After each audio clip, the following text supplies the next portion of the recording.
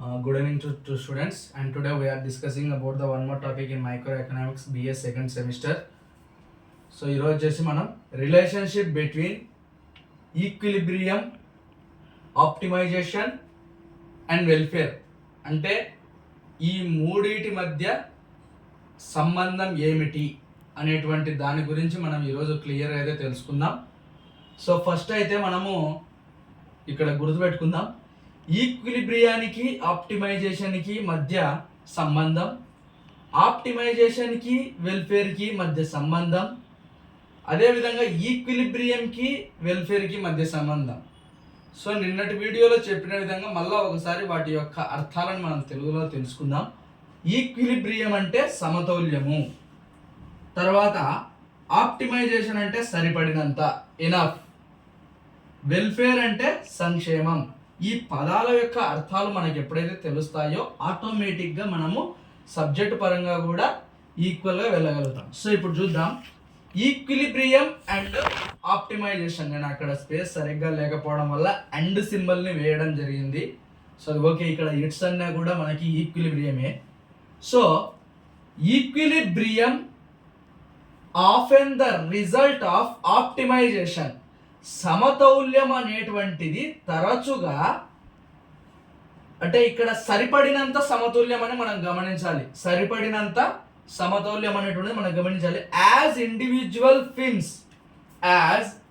Individuals ఫిమ్స్ అంటే వ్యక్తిగతంగా, అదే విధంగా సంస్థలు, వ్యక్తిగత సంస్థలు అని కూడా మనం చెప్పుకోవచ్చు. ఈ ఇండివిజువల్స్ అంటే మనమే వ్యక్తిగతంగా, మన పర్సనల్ అనమాట, ఓకేనా. ఫిమ్స్ అంటే సంస్థలు. Seek to maximise their utility.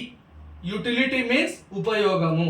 Utility, I have some utility with my mobile. నా మొబైల్ వల్ల నాకు కొంచెం లాభం ఉంది, ఓకేనా. సో ఈ విధంగా యూటిలిటీ. Profits, I have a profit with my job, ఓకేనా. మన జాబ్ వల్ల మనకి లాభం ఉంటుంది, టు గెట్ ఎ శాలరీస్, ఓకేనా. సో ఇక్కడ మనం బాగా గమనించాల్సినటువంటి విషయం ఏమిటంటే, ముఖ్యంగా ఈ సమతౌల్యము, సరిపడినంత అనేటువంటి వాటి మధ్య సంబంధం ఏమిటి అంటే, మళ్ళీ ఒకసారి చెప్తున్నానండి, ఈక్విలిబ్రియం ఆఫెన్ అంటే తరచుగా, సమతౌల్యం అనేటువంటిది తరచుగా సరిపడినంత రిజల్ట్ని తీసుకోవడానికి ట్రై చేస్తుంది. ఏ విధంగా? వ్యక్తులకు సంబంధించి, సంస్థలకు సంబంధించి. అదేవిధంగా సీక్ టు మ్యాక్సిమైజ్ అంటే టు సాటిస్ఫై ద కన్జ్యూమర్స్, ఓకేనా. సో ఏదైనా మనం బాగా గుర్తుపెట్టుకోండి, ఏ వస్తు సేవలను వినియోగించుకున్నప్పటికీ మనము ఏం కావాలనుకుంటున్నాము? సాటిస్ఫై అంటే ఒక వస్తువు వలన మనము సాటిస్ఫై అయితే చాలు అని మనము అనుకోవడం జరుగుతుంది. అక్కడ అర్థమైందా? వస్తు సేవలు, గూడ్స్ అండ్ సర్వీసెస్. సో అదే విధంగా maximize their utility and profits అంటే వస్తు సేవలు అనేటువంటివి మనకు ఫ్రీగా రావు కదా. So we have to purchase that goods and services. So మనం ఉపయోగించుకున్నందుకు మనకు, తయారు చేసినటువంటి వాళ్ళకి ప్రాఫిట్స్ ఉండాలి. బాగా గుర్తుపెట్టుకోండి. ప్రొడ్యూసర్స్కి ఏమొస్తుందండి? ప్రాఫిట్స్ వస్తుంది. కన్స్యూమర్స్కి ఏమొస్తుంది? యూటిలిటీ వస్తుంది ఇక్కడ. సో అర్థమైందని నేను అనుకుంటున్నాను. మీకు ఇంకా ఏమైనా డౌట్ ఉంటే ఖచ్చితంగా మీరు నాకు కామెంట్ సెక్షన్లో అయితే కనుక తెలియజేస్తే నేను మీకు బాగా ఇంకా క్లియర్గా చెప్పగలుగుతాను. సో ఈక్విలిబ్రియం అండ్ ఆప్టిమైజేషన్, ఓకేనా.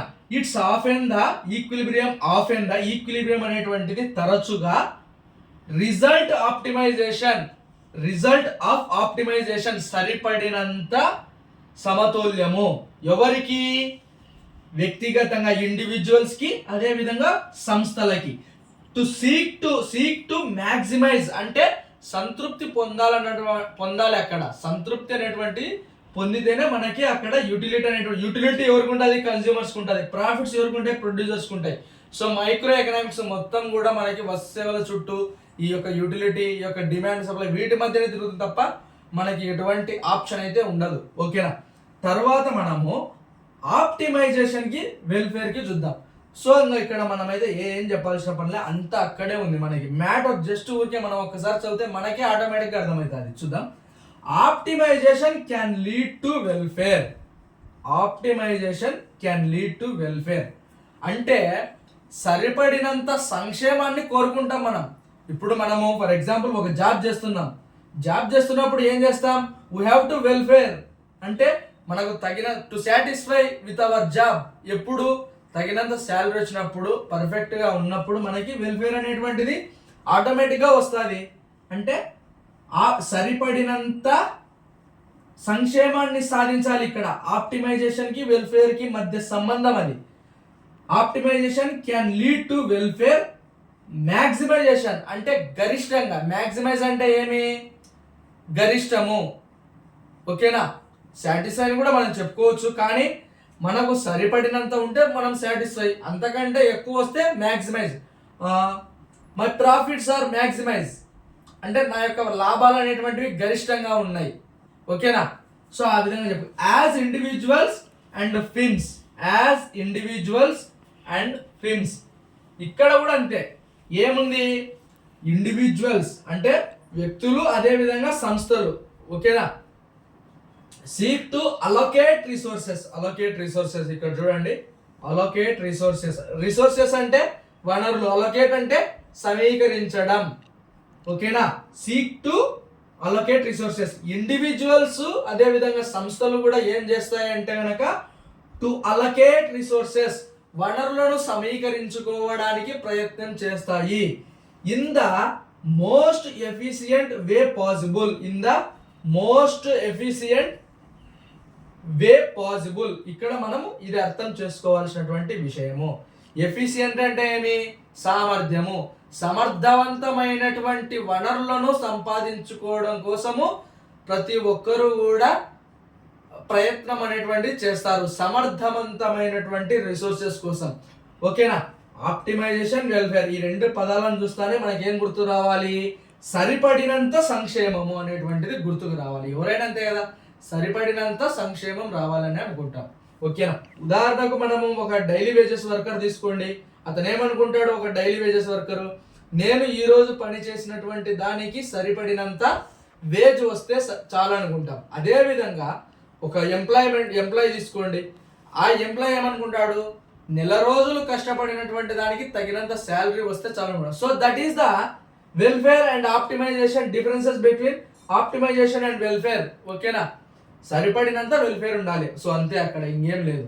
నెక్స్ట్ వచ్చేసి ఈక్విలిబ్రియం అండ్ వెల్ఫేర్. ఇక్కడ చూడండి, సమతౌల్యం. వెల్ఫేర్ అనేటువంటిది సమతౌల్యంలో ఉండాలి. ఇప్పుడు మనము ఒక వస్తువు కానీ ఒక సేవ వల్ల పొందేటువంటి లాభం అనేటువంటిది సమానంగా ఉండాలి. అంటే ఆ వ్యక్తికి ఎంత మటుకు సంక్షేమం అనేటువంటిది వర్కౌట్ ఉందో అంతవరకు సమతుల్యంలో ఉండాలి వస్తు సేవలు ఏవైనా సరే. ఓకేనా, ఇక్కడ చూద్దాం. Equilibrium can result in welfare. సమతౌల్యం అనేటువంటిది వెల్ఫేర్ ని సాధించడానికి మనకు ఉపయోగపడుతుంది. Welfare maximisation, equilibrium can result in welfare maximisation. ఎప్పుడైతే మనము సమతౌల్యంలో ఉంటామో అప్పుడు వెల్ఫేర్ మ్యాక్సిమైజేషన్ అనేటువంటిది మనకి ఇక్కడ జరుగుతుంది. వెల్ఫేర్ మ్యాక్సిమైజేషన్ అనేటువంటిది జరగడం జరుగుతుంది. నెక్స్ట్ వచ్చేసి as the market allocate resources to their most valuable uses. అంటే మనకి అక్కడ విలువైనటువంటి వనరులు దొరకాలి. విలువైనటువంటి, ఇప్పుడు మనము ఒక చిన్న ఎగ్జాంపుల్ చెప్తాం. డైలీ వేజ్ వర్కర్ అనేటువంటి అతను ఏం కోరుకుంటాడు, విలువైనటువంటి వనరులు కావాలనుకుంటాడు. ఉదాహరణకు మనం సింపుల్గా తీసుకుంటే రిసోర్సెస్లో మనకి ఇన్ఫ్రాస్ట్రక్చర్ తీసుకుందాం. ఇన్ఫ్రాస్ట్రక్చర్లో ట్రాన్స్పోర్ట్, అతను డైలీ వెళ్ళి రావడానికి ఒక మంచి వాల్యుబుల్, మంచి ఒక ట్రాన్స్పోర్టేషన్ ఉండాలి. సో అది అతనికి వాల్యుబుల్. అదేవిధంగా ఎంప్లాయ్మెంట్కి తగినంతగా రిసోర్సెస్ ఉండాలి to work on his office or her office. ఓకేనా, equilibrium can result in welfare maximisation. సమతౌల్యం అనేటువంటిది తగినంత ఏం చేస్తుంది, తగినంత సంక్షేమాన్ని సాధించడం జరుగుతుంది. ఇక్కడ as the market allocate resources, market ఏర్పాటు చేసినటువంటి రిసోర్సెస్ వల్ల.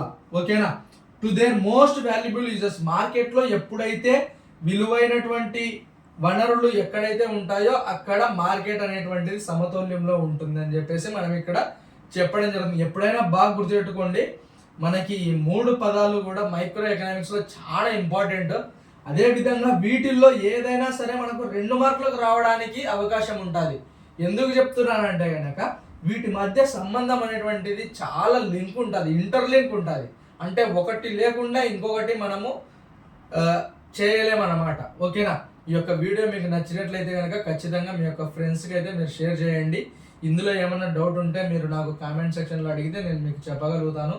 ఇంకా మీకు ఏదైనా డౌట్స్ ఉంటే కనుక నాకు ఖచ్చితంగా మీరు తెలియజేస్తేనే నేను మీకు క్లారిఫై చేయగలుగుతాను.